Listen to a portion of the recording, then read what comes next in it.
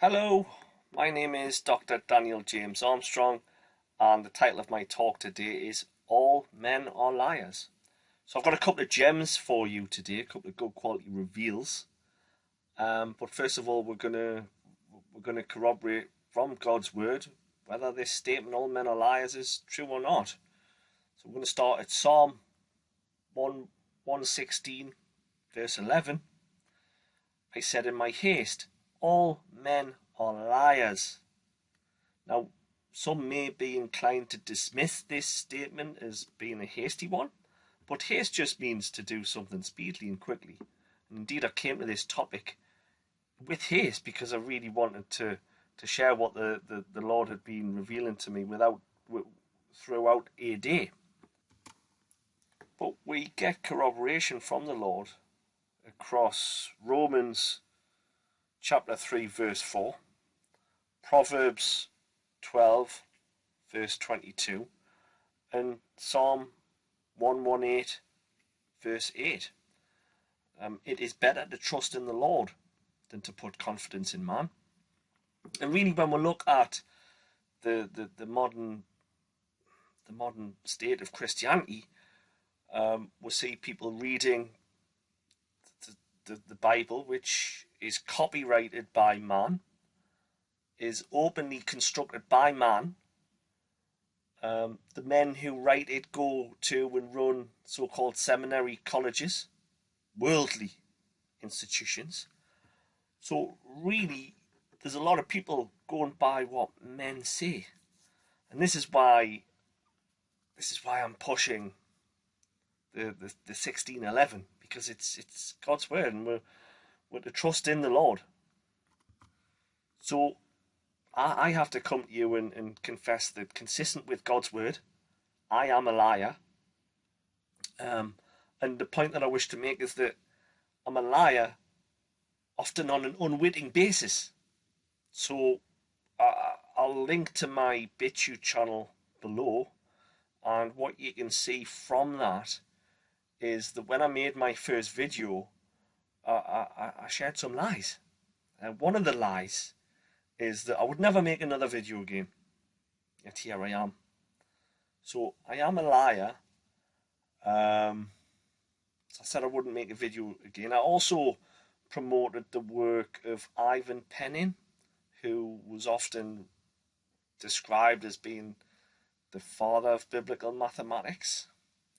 And I promoted his work. I mean, I had these I'm making excuses for myself here, but I had some facsimiles, which I thought I was able to read, but I was just kind of, well, I wanted some extra evidence to support the view that I was coming to, which was that God's word was endorsed, corroborated by mathematics. So I added lots of valid evidence in there, but the Ivan Pennin one has been shown to be not the resource that I extolled it as in my talk. So I was a liar unwittingly. So we can talk about our love for Jesus, and we can go to church and raise our hands in the air, but we've got to worship him in truth and spirit. And then there's my profession. So it won't be lost on you that I introduce myself as Dr. Daniel James Armstrong. I don't do so because I wish to hold on to that worldly title of doctor and what that means in an elevated hierarchical sense, because it's all lies. And we have Psalm chapter 62 verse 9. Surely men of low degree are vanity, and men of high degree are a lie, to be laid in the balance. They are altogether lighter than vanity. So I don't actually understand the implications here of what God's saying about the low degree man or versus the high degree man in balance. But it's unmistakable that men of high degree are a lie. So I'm very clear from a 20-year career that my career was a lie, and you can check out my video where I expand upon that, but that's a chapter that's been closed, and the YouTube censorship probably wouldn't allow me to go into any details about that. But anyway, it's written there, the men of high degree are a lie. So, we'll have all these guys who, they're promoted by the YouTube algorithm, and they've all been to seminary college. They're all of high degree. And they tell millions and millions of believers who love Jesus, that tell them that not powerful enough to complete a perfect word, and I suspect that the Lord is referring to people like myself in this, but also the academics, who are, the promote this position where you have to be really learned to understand God's word, and I'm testament to that not being the case, and I remain a young Christian. I'm not quite 3 years into my walk yet, so I've got loads to learn. I'm as a little child to the Lord, but yeah, you can get through it just with prayer and just reading the perfect word. So you don't need to be an academic, and I would suggest that academia is a poisonous mindset, because you're an expert. You've got this high degree. You're an expert. You're a lie. You're a walking lie, which I found in my own career. So we will be developing that reference to a balance in Psalm 62, verse 9. So we're going to jump to Isaiah 28, verse 15. Because ye have said, we have made a covenant with death, and with hell are we at agreement, and the overflowing scourge shall pass through, and shall not come unto us, for we have made lies our refuge, and under falsehood we have hid ourselves. So I'm choosing God's word here to link lies with hell, and this brings us to our first little gem. So I've been playing about with the 1611 King James Version font, which is very easy to download.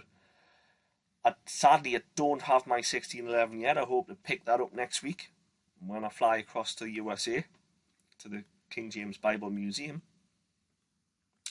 But I've been able to get ahead in playing about with this font, basically. So what we'll have here is the word hell in the font from 1611, and if we just smudge out that part of the H, we'll have something of an arrow pointing downwards.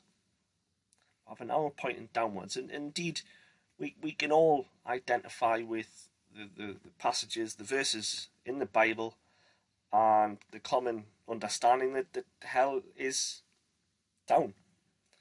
It's a descent. Now, with that smudging out of the H part, if we apply a flip to that in a mirror effect, we get 1611, and that arrow starts to point upwards, pleasingly. So this is our route as liars. This is our route to ascend through the 1611. And this arrow pointing up to on the 1611 leads us to Psalm chapter 139, verse 8. If I ascend up into heaven, thou art there. If I make my bed in hell, behold, thou art there. So we'll have that confirmation through the text level. The 1611 is the ascent. And the reason I say 1611 is the ascent, because in Psalm 139 verse 8 we have an anagram for 1189, which is the total number of chapters in the Bible. So I paused that thought on Psalm 62 verse 9, with the reference to being weighed in a balance by the judge, right? Um, and whilst I didn't quite understand the discrepancy in weight between the, the low degree and the high degree man, it is clear that from Proverbs 16 verse 11, a just weight and balance are the Lord's. All the weights of the bag are his work. So justice is an underpinning quality of the Lord, and the judgment that we're going to be compared against is going to be the 1611 standard. There's no question about it. And what points us again and again to conclude on this is the numbers. So if we take the two central verses of the Bible, which are the Psalms 103, 1 through to 2, these are the middle verses of the Bible, we get an inescapable anagram for 31,102, which is the total number of verses in only the King James Bible. So the first verse of Psalm 103 is the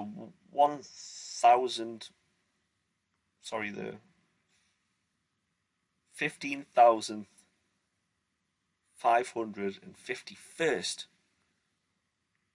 verse, and the second verse of Psalm 103 is similarly the 15,551st verse. Now, if you examine that word, that number 15551, not only does the 555 encode for Christ, because Christ is mentioned 555 times in the King James Holy Bible, but in English gematria, a 5 equals E. A1, B2, C3. And a 5 equals E.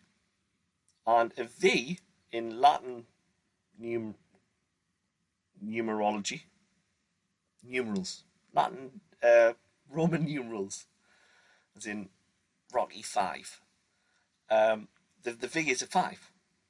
So it's incredible, really, that the brother Dale Franklin sent me this image today to show that the book is indeed the weight scales perfectly balanced, and it's a just weight. It's going to be it's the words by which we're judged, because it's the perfect truth. And of course, the word that this is coming to spell is level. So as a fairly young Christian, you discover where some of the pitfalls are for young Christians, and one of those pitfalls that I've identified is God questions. Now, God questions profess on their online ministry that they use the NIV, the copyrighted NIV, the words of man, to underpin their teachings, and I find that they just get so much wrong. They really do, and it's because they're using a counterfeit word, right? Now, I looked up what they had to say about the middle verse, and they said that there was no spiritual significance there. So clearly I've just identified the spiritual significance of justice, balance, the corroboration for the number of verses, Christ being in everything.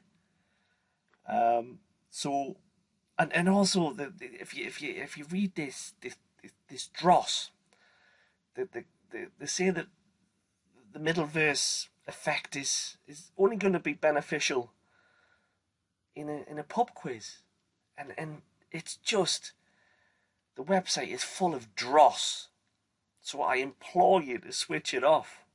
I implore you to switch it off. We don't need to be going to man. We just need to go to God's word.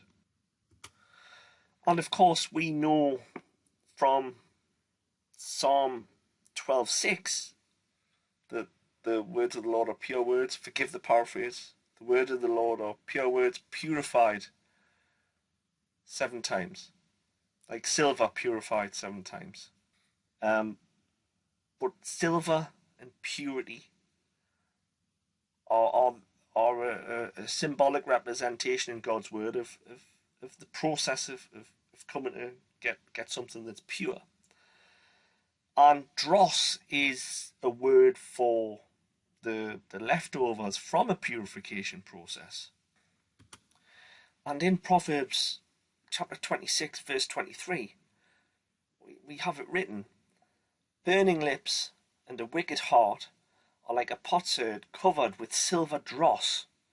So burning lips is clearly lying, and we'll have the link here with the silver dross, which we'll have to compare it to God's perfect word, and if it's dross, it's not of God's perfect purified word, and we'll have the clear link with lying here. And building on that understanding that we've just found into silver and dross, we'll come to Isaiah chapter 1, verse 22. Thy silver is become dross, thy wine mixed with water. And this is God speaking quite clearly about the counterfeit Bibles.